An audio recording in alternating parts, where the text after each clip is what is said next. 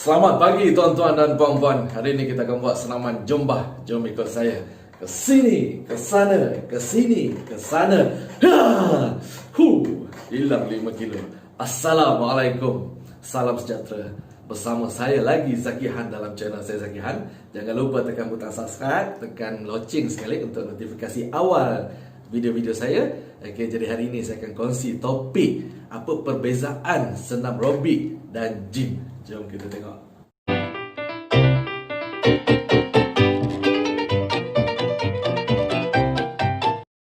Okay, balik pada topik kita hari ini. Apa beza senam di gym dan senam aerobik? Okay, jadi saya pecahkan senaman kepada dua kategori. Yang pertama adalah anaerobik, yang kedua adalah aerobik. Anaerobik, ana dalam bahasa Latin bermaksud tiada. Tiada kehadiran oksigen ataupun terlalu minimal. Okay, jadi manakala aerobik dengan kehadiran oksigen. Okay, jadi apa-apa aktiviti di bawah 3 minit sebenarnya adalah dikategorikan sebagai anaerobik tanpa kehadiran oksigen ataupun terlalu minimal. Okey, jadi kalau kita tengok latihan bebanan di gym, latihan bebanan di gym boleh jadi anaerobik, dia boleh jadi aerobik. Sekiranya dilakukan secara berturut-turut tanpa henti, contohnya seperti latihan lita, ia akan pergi kepada sistem aerobik. Okay, latihan lita ni di mana kita mungkin pilih 10 stesen. Jadi 10 stesen tu 10 stesen, kita akan pergi mungkin satu stesen 1 minit. Okay, jadi 1 minit kali 10 dah 10 minit. Okay, di mana ianya lebih daripada 3 minit. Okay, jadi latihan jenis anaerobik dia akan menggunakan sistem tenaga yang disebut sebagai ATP-PC, yang mana saya rasa saya dah bagi tahu dalam topik dalam video pelan latihan sebelum pelan senaman sebelum ni. Okay, jadi anda boleh tengok lebih detail di situ.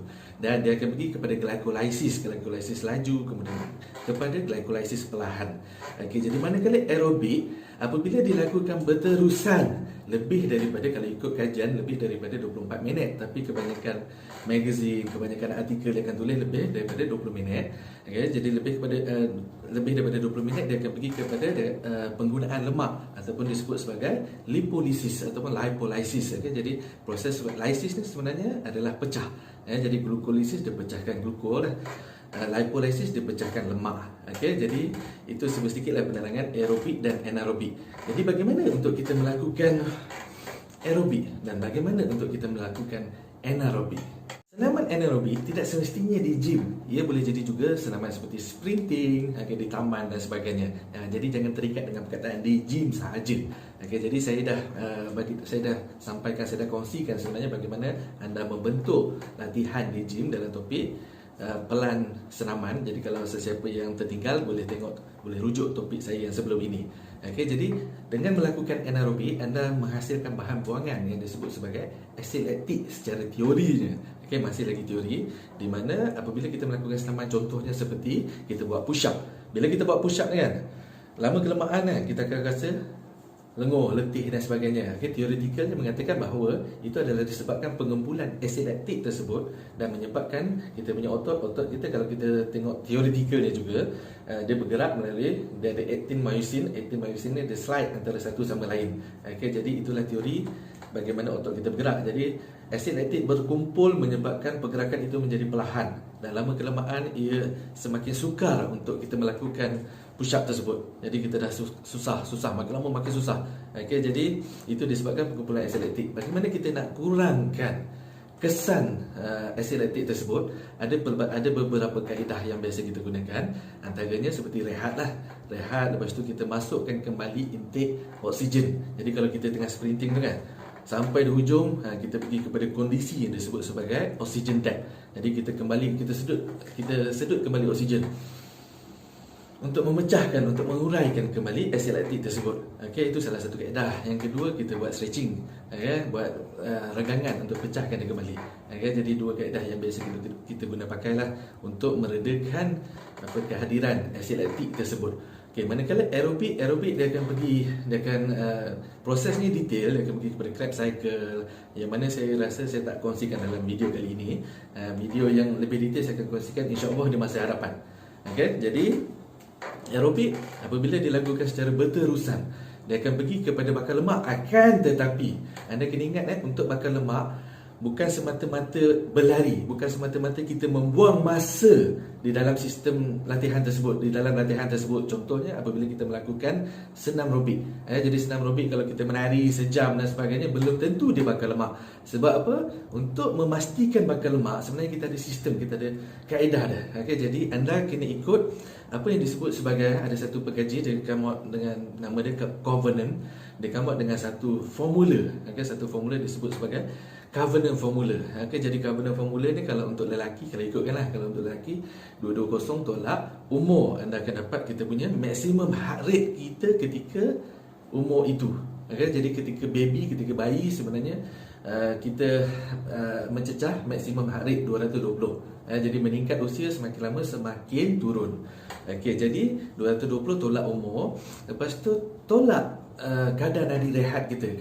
Kadar nadi rehat ni anda ukur semasa pagi. Jadi pagi tu anda ukur sama ada kat sini, kat bahagian bawah ni, dekat atas ni. Jadi kalau tak ada kadar nadi tu, makna dah confirm anda dah mati dah sebenarnya. Cuma tu saya pelik macam mana anda still boleh berjalan, bersenam dan sebagainya lah. Jadi anda ukur, ambil kiraan dia 0, 1, 2, 3. Mula daripada 0, jangan mula daripada 1. Mula daripada 0, 1, 2, 3 dan seterusnya lah. Ambil untuk tempoh seminit. Dan buat ketika bangun tidur, dalam keadaan yang tenang. Janganlah lepas mimpi hantu tiba-tiba terus kira. Memang confirm, memang obviously dia akan meningkat.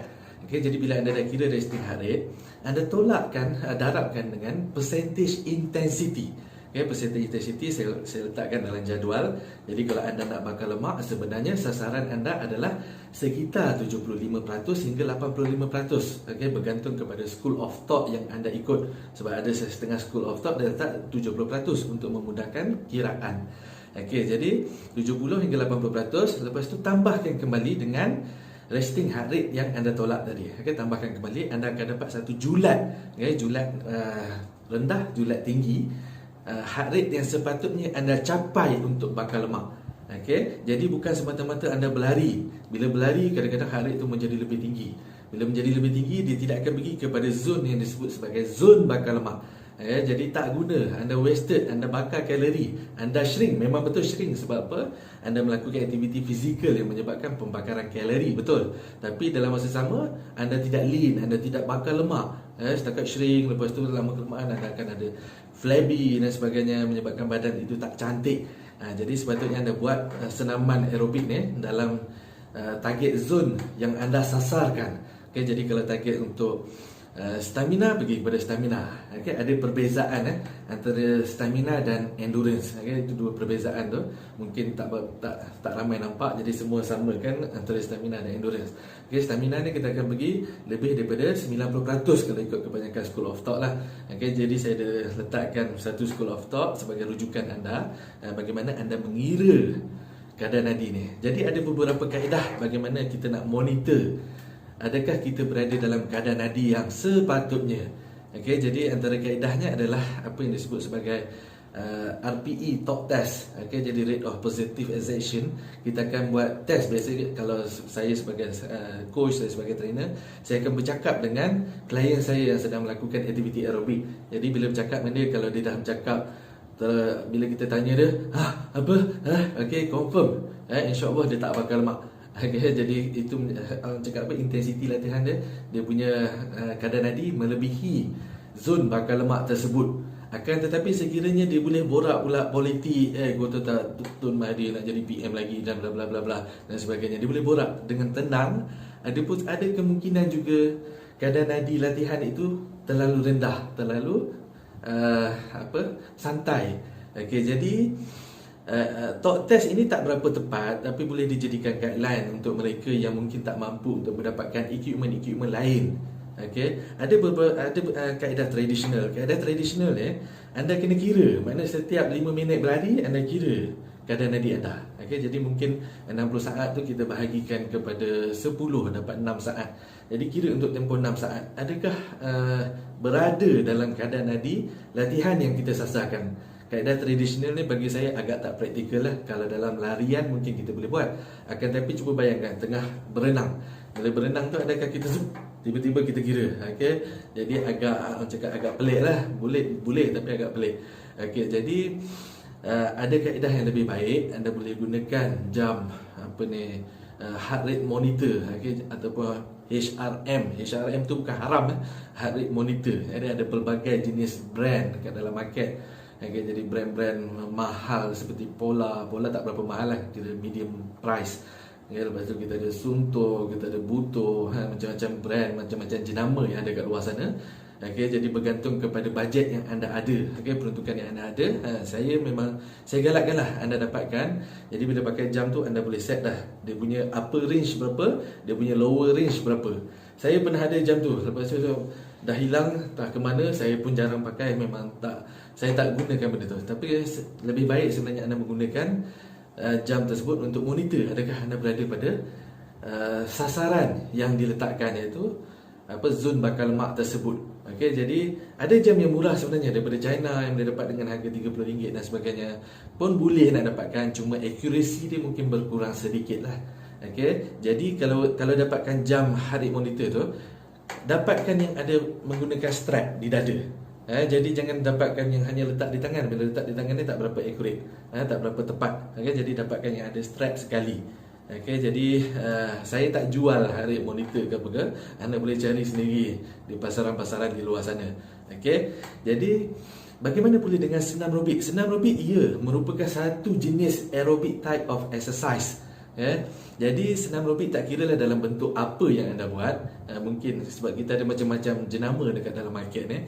Macam jenama yang saya sebut tadi, Jombah. Okay, saya ubah sikit lah daripada jenama-jenama yang popular. Saya pernah mengajar aerobik sebenarnya pada zaman 2005, tapi dah lama saya tinggalkan dunia senam aerobik ni. Jadi memang kalau suruh saya mengajar aerobik memang tak kena langsung lah dengan pergerakan, dengan badan saya yang besar. Jadi macam robot tengah mengajar. Jadi saya rasa tak sesuai untuk saya dan saya tinggalkan dunia senam aerobik ni. Jadi bila kita tengok senam aerobik, kalau anda perasan, bukan semua yang buat senam aerobik ni dapat hasil yang memuaskan. Jadi dapat badan yang lean, badan yang mungkin ada six pack dan sebagainya. Tak semua. Kenapa? Jadi persoalan yang baik, anda kena ingat satu benda. Tak semua yang buat aerobik, yang buat senam aerobik itu umur yang sama. Jadi ada pelbagai range umur. Ada yang 20 tahun, ada 40 tahun, ada mungkin 60 tahun. Masuk dalam satu kelas yang besar. Jadi semua sedang berseronok dan sebagainya lah.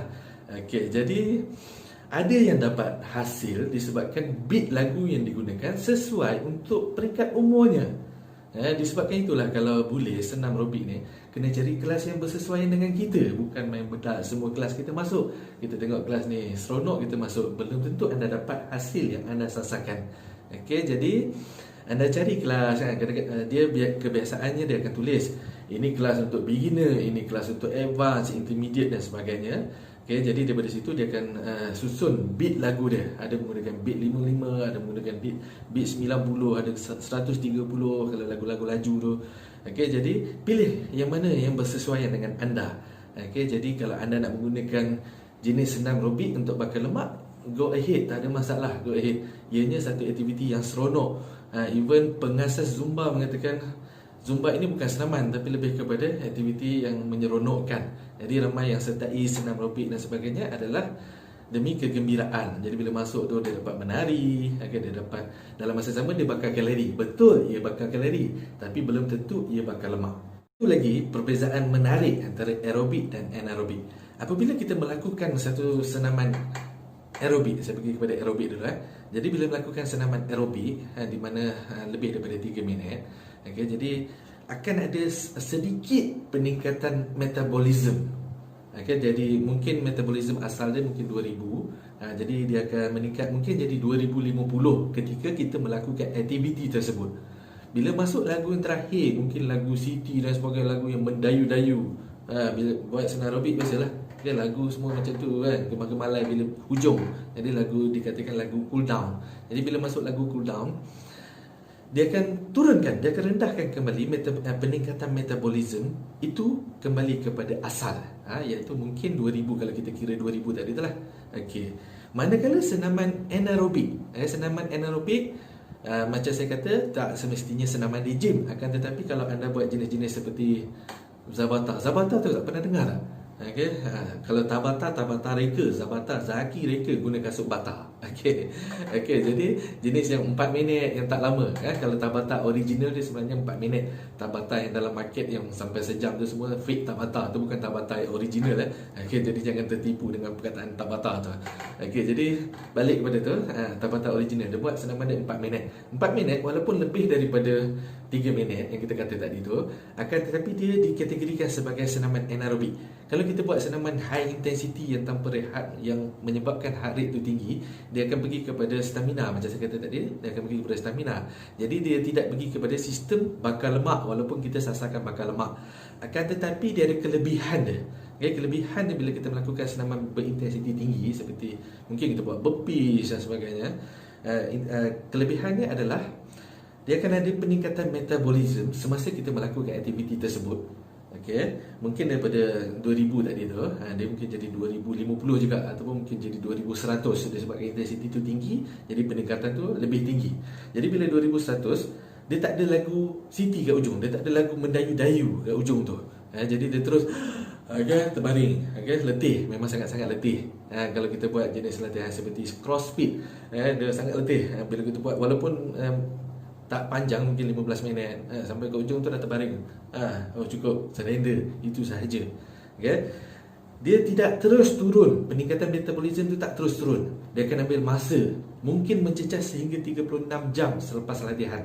Jadi bergantung pada intensiti latihan, lebih tinggi intensiti, lebih lama dia turun. Jadi bila proses turun tu, dia akan ada tambahan pembakaran yang disebut sebagai EPOC, Excess Post Oxygen Consumption, ataupun afterburn effect, kesan terbakar selepas. Jadi anda sebenarnya membakar lebih daripada apa yang anda buat. Anda buat latihan bebanan. Bila buat latihan bebanan, akan ada peningkatan metabolism disebabkan kita tak cool down dan sebagainya.